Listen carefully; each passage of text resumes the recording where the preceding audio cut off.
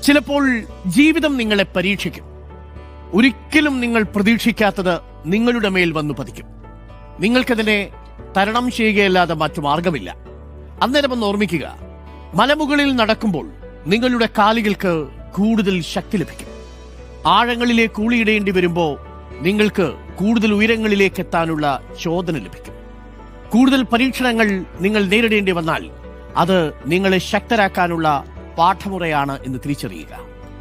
അങ്ങനെ കൂടുതൽ മലനിരകളിൽ നടക്കുമ്പോൾ കൂടുതൽ ശക്തി ലഭിച്ചാൽ കാര്യങ്ങൾ എളുപ്പമാകുമ്പോൾ നമ്മൾ വളരുന്നില്ല എന്നതും തിരിച്ചറിയുക.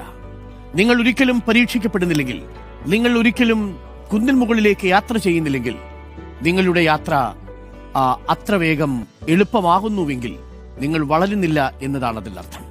വെല്ലുവിളികളെ സധൈര്യം നേരിടുമ്പോൾ അത്രത്തോളം നമ്മൾ ശക്തരാകും. കാഠിന്യമേറിയതിൽ തളരാതെ പിടിച്ചു നിൽക്കുക. വിജയം നിങ്ങൾക്കൊപ്പമാകും. നിങ്ങൾ പരീക്ഷിക്കപ്പെടണം. പരീക്ഷിക്കപ്പെടുന്ന ജീവിതങ്ങൾക്ക് മാത്രമേ വിജയം കണ്ടെത്താൻ കഴിയൂ. നിങ്ങൾ എപ്പോഴും നിങ്ങളുടെ കംഫർട്ട് സോണിൽ നിന്ന് പുറത്തു വരണം എന്നുള്ളതാണ് പാഠം.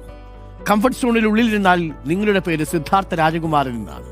കംഫർട്ട് സോണിൽ നിന്ന് പുറത്തേക്ക് വന്നാൽ നിങ്ങൾ ശ്രീബുദ്ധനായി മാറുന്നു.